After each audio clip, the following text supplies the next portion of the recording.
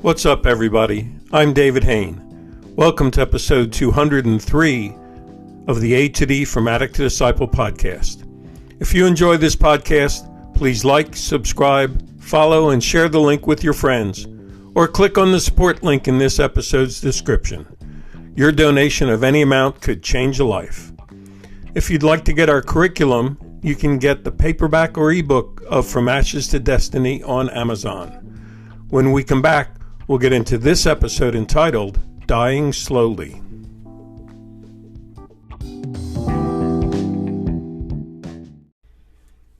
Welcome back to episode 203 of the A to D From Addict to Disciple podcast entitled Dying Slowly. This episode was sent to me as a suggestion from a listener who sent me a poem by Pablo Neruda, a Chilean poet who was awarded the Nobel Prize for Literature. And the poem is called You Start Dying Slowly. What I'd like to do is start out by saying this is going to be another walkabout, and it's like we're going to the Dying Slowly park and reading this poem together. And as we get to the beginning of the park, the beginning of the trail, there's one plaque with the whole poem on it, and then we'll go down the trail and dig into the different verses in the poem. You ready? Here we go. You start dying slowly if you do not travel, if you do not read, if you do not listen to the sounds of life, if you do not appreciate yourself. You start dying slowly when you kill your self-esteem, when you do not let others help you. You start dying slowly if you become a slave of your habits, walking every day on the same paths, if you do not change your routine, if you do not wear different colors, or you do not speak to those you don't know. You start dying slowly if you avoid to feel passion and their turbulent emotions, those which make your eyes glisten and your heart beat fast. You start dying slowly if you do not risk what is safe for the uncertain, if you do not go after a dream, if you do not allow yourself at least once in your lifetime to run away from sensible advice. Don't let yourself die slowly. Do not forget to be happy. So, that's a deep poem with a lot of stuff in it. So, join me as we head down the path and we'll look at this sort of in a couple of verses at a time. Okay? So here's the first stopping point down the path, and it's the first few verses. It says, you start dying slowly if you do not travel, if you do not read, if you do not listen to the sounds of life, if you do not appreciate yourself. And this is one of those walkabouts we've been on where there's journals and people before us have written their thoughts, so we'll be reading them as we go along. The first one in this part says, travel? I've been stuck in this neighborhood for almost 10 years. Whew, does that sound like you? Where your addiction has just made your neighborhood get smaller and smaller and smaller. Your world gets smaller, and you haven't left the neighborhood in 10 years. The next person wrote, the sounds of life actually keep bringing me down. Every time I hear children laugh, I'm reminded of my kids I lost in my addiction. Yeah, I can see it's a hard thing getting back in touch with those sounds of life when we're slowly dying. Here's the next one. And this guy's got a positive thing he wrote down. I'm going to expand my territory by a block in each direction. I found the courage to walk this trail today, and I'm going to come back. Wow, well done for that guy. And if that's you, where your neighborhood's gotten so small, can you just sort of expand it by a block in one direction or in each direction? Okay, here's the last one at this spot with the journal. It says, I want to start to listen to the joy and laughter of people, to go to the shopping center, to go to a park, to watch people playing sports. Wow. That guy has a plan and many alternatives there to just begin to Listen to life. Listen to the joy of other people. Okay, let's head down the path a little bit to the next stopping point. And here the plaque says, you start dying slowly when you kill your self-esteem, when you do not let others help you. And I'll open up the journal here, and there's more comments from guys. First one says, I can see how others look at me, how they quickly lock their car doors if I'm standing on the corner. How can I have self-esteem? Wow. Has that been you, where we start to see ourselves the way other people have looked at us for so long, locking their car doors, afraid by our dirty appearance and scruffy clothes, so to speak? The next guy wrote, I hate the person I see in the mirror. Actually, that's why I stopped shaving. Oh, I guess that could be a reason for growing a beard, where if you stop shaving, you don't have to look in the mirror in the morning anymore, and you don't have to see the person that you've become in your addiction. Wow, that's deep. The next guy wrote, there's nothing about me or my life that I'm proud of anymore. Been there, done that, right? Where we felt that we've just become that junkie that everyone else thinks we are, and we've broken so many promises and hurt so many people that there's nothing that we can hold on to with pride anymore. And here's the last comment in the journal at this stop. When I get back to the shelter, I'm going to look at myself in the mirror and see the man inside that I know is good.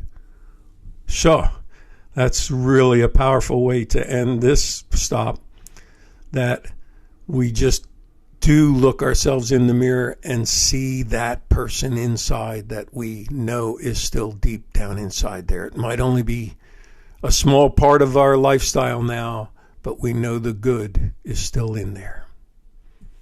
Okay, let's head on down the trail a little bit.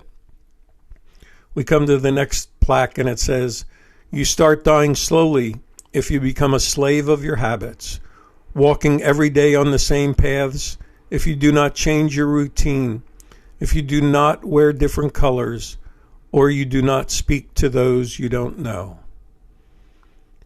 And what did the guys write here? Let me open up the journal. First one says, I used to think I was in control, but I've learned how I'm a slave to my drugs. Yeah, I've had many people over the years tell me, I'm in control, only to tell me later on, yeah, but it was the drugs that controlled me. I wasn't in control for very long. And that made us all a slave to our habits. Here's the next comment in the journal. Wear different colors of clothes? What a joke. I'd be happy just to have clean clothes to put on. Okay, took that one sort of literally, where, if you're out on the streets and just sort of living on the pavement or living under the bridges, living in the bush, what do you think about trying to find clean clothes rather than finding colorful clothes to cheer people up?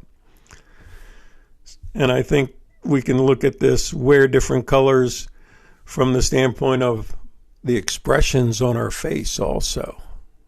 Can we show pure joy and laughter and smiles and greetings and put happiness on our face as a different color to wear?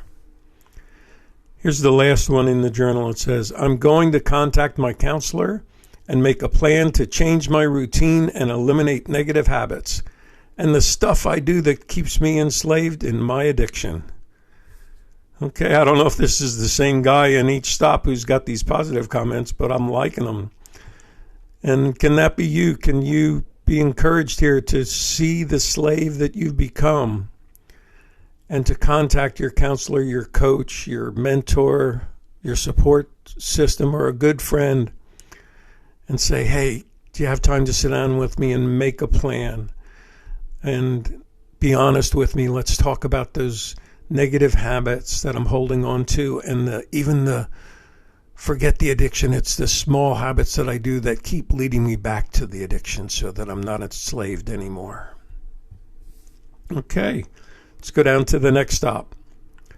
Here the plaque says, you start dying slowly if you avoid to feel passion and their turbulent emotions, to which make your eyes glisten and your heart beat fast. Challenge there. Let's see what the guy said in the journal. First one said, the only reason I keep using drugs is to numb my emotions. I don't want to feel them.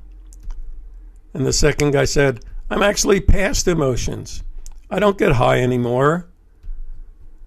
Every day is the same. No passion. Just numb the pain and survive. Is that you? Where, this verse here of where we need to start feeling our passion again, get our heart beating and our eyes glistening. We've been so long since we've had real emotions that we don't even know how to get in touch with them anymore. There's one more comment in the journal here.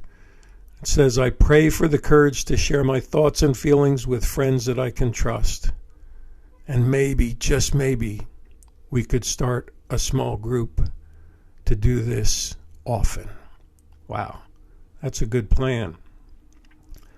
We'll go on down the trail. It says, you start dying slowly if you do not risk what is safe for the uncertain, if you do not go after a dream, if you do not allow yourself at least once in your lifetime to run away from sensible advice. Inside the journal it says, I can't risk ever thinking about living without using. I've found my comforter. It's my safe zone. Shaw. The next comment says, I've had so many broken dreams that I'm afraid to dream again. Is that you? Where there's no reason to even dream, and it'd be fearful because it might only break again. And then the final comment says, I need someone to walk with to figure out how to dream again. New dreams. I keep getting stuck by dreaming to get back everything I lost. Is that you, where you need to figure out how to do new dreams and find new dreams? Okay, let's head on to the end of the park. And there's a final comment from Pablo Neruda from this poem that says, don't let yourself die slowly. Do not forget to be happy. And I think I'll add to that as we close.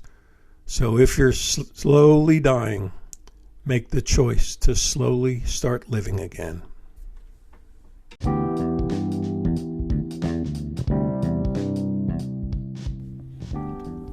Thanks for listening to this episode of the A to D from Addict to Disciple podcast. If you were saying that's me, I've been slowly dying in my addiction, then it's time now to reach out and join a group. Message me on the link in this podcast or by email at davidfromatod@gmail.com or go to my website www.fromatod.org and click on the contact page. If you're listening on Spotify, you can leave your comments by clicking on the link they provide in that platform.